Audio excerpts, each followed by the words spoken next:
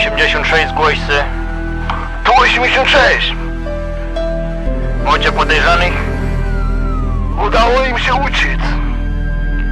Jakieś wskazówki do podejrzanych?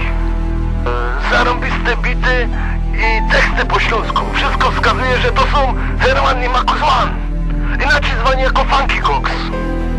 Okej, przyjmuję do wiadomości.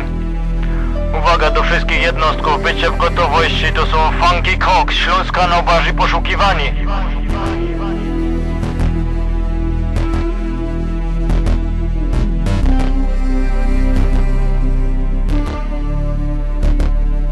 Funky Cox siedla przy kartce, bierze mnie napisanie.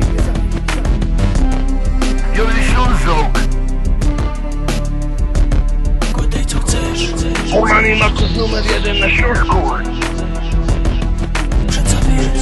Pochodzimy z najlepszego ziemniaków. To jest nasz styl, a ty patrzysz jak idziemy do góry.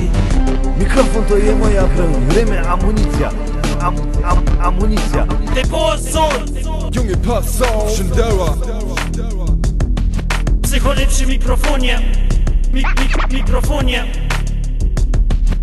Jak robimy impra. Zastanów se 2 razy.